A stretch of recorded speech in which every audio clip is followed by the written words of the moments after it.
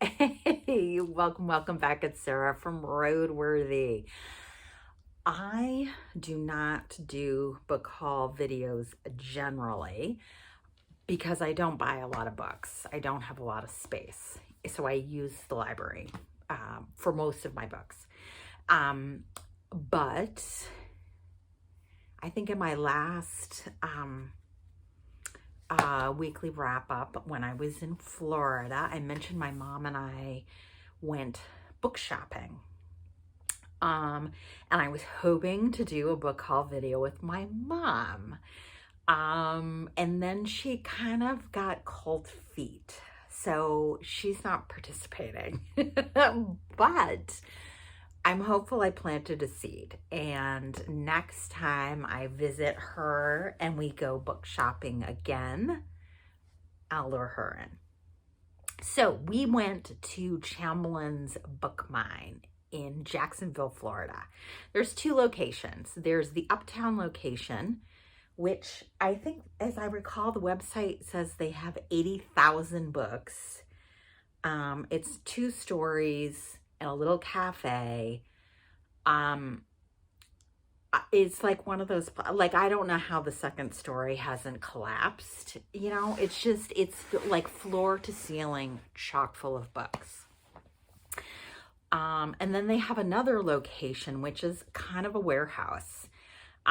It is 55,000 square feet. It's 98% used books. It was monstrous. And after 2.5 hours, we were both just overwhelmed. But I did end up getting 10 books.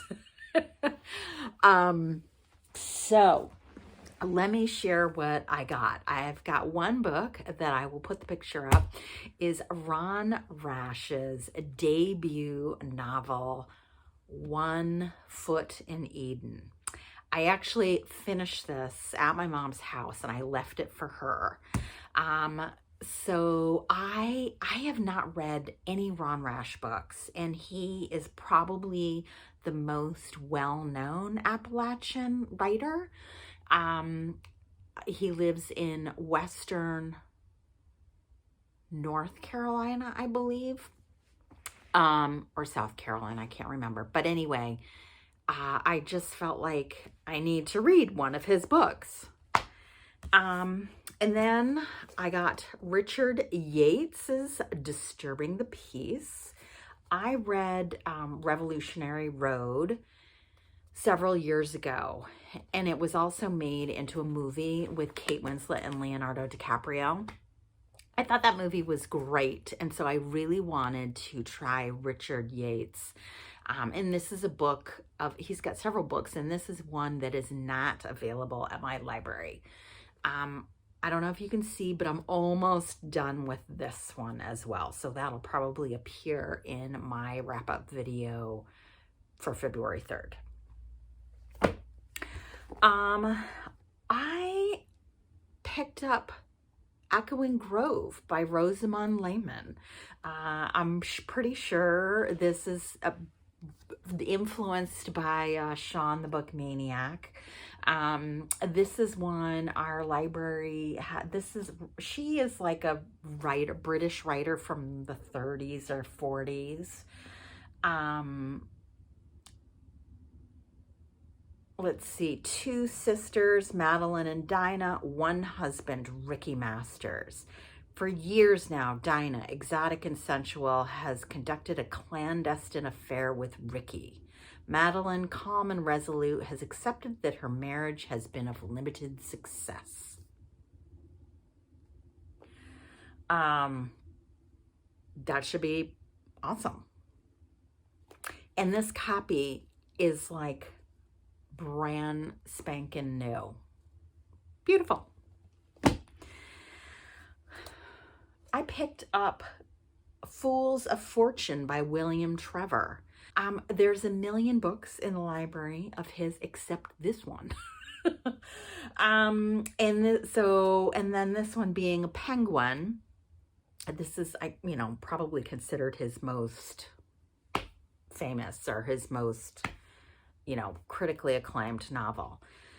When an informer's body is found shortly after the First World War on the estate of the Quintons, a wealthy Irish family, an appalling cycle of revenge is set in motion.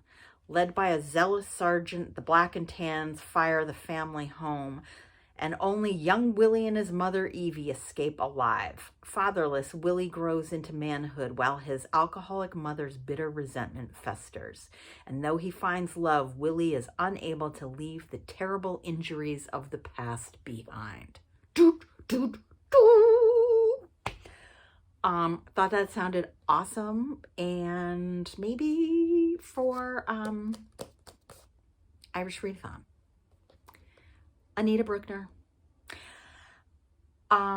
This is, of course, being picked up due to Sarah at Hardcover Hearts and her Anita Brookner project with Leo of Leo's Little Book Life. I have never read any Anita Brookner, and I kind of feel like I should. Brief Lives is one of the ones, again, that my library does not have. So I'm looking forward to finally getting to an Anita Brookner. The Magician's Wife. So Brian Moore, you'll hear me talk about in this week's February 3rd's weekly review. He wrote The Lonely Passion of Judith Hearn, which I loved. And so I was quite shocked that the Bookmine had several Brian Moore books. And so I picked up this one, The Magician's Wife, and my mother picked up another one. What is this one? Emmeline is young, lovely wife of Henry Lambert, a world-famous magician. But her secluded bourgeois existence ends when she and her husband are sent to North Africa on a mission for Napoleon III. Blah, blah, blah, blah, blah, blah, blah. I think it sounds great. And, I loved The Lonely Passion of Judith Hearn so much that, I'll read this. Also, maybe for the Irish Readathon. Ceremony by Leslie Marmon Silko. This is sort of a classic of American Indigenous literature. This is about, what is his name? Teo is an American Army veteran of World War II.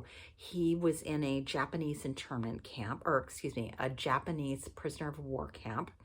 And he returns to his Laguna Pueblo after the war. And, PTSD and, healing ensues. I hope healing ensues. Anyway, this I was very excited to get my hands on.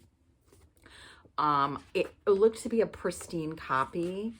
And then when I picked it up and started reading it,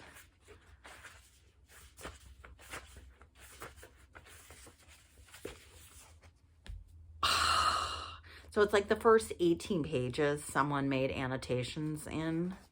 I hate that.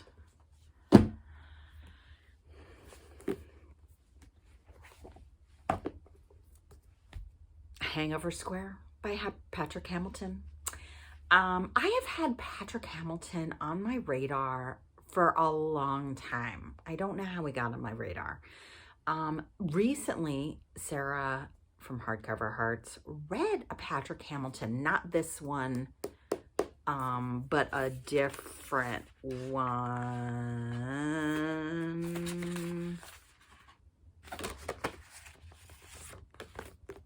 I am excited. This is sort of, the description sounds like a British man unraveling.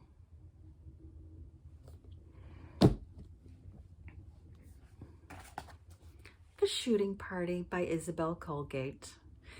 My library did not have this, and again, I'm pretty sure I heard about this book from Shawn the Bookmaniac. She's another like mid-20th century British writer.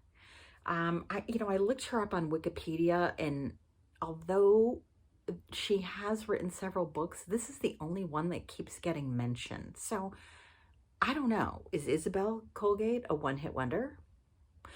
Anyway, The Shooting Party is, let's see, it's the autumn of 1913, and Sir Randolph Nettleby has assembled a brilliant array of guests at his estate in Oxfordshire for the biggest shootout of the season. The weekend party would seem a perfect affirmation of the pleasures of Edwardian country life, if not for the underlying drama. Passion beyond genteel flirtation, competition above sportsmanship, revulsion at the slaughter of animals, and anger at the class system that oppresses the lower orders. Inevitably, the tension rises to engulf the self-assured social peace that can only last a brief while longer. I do like books that sort of capture sort of the end of British aristocracy.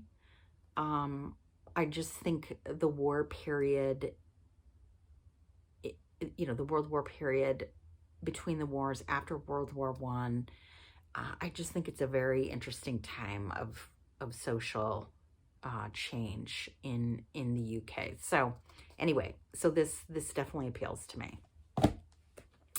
And lastly, our spoons came from Woolworths by Barbara Comyns. I think I probably heard about Barbara Comyns most recently from Maya at Maryland, Maya Mendoza. And I think she's a Barbara Comyns fan. And I just love the title of this book.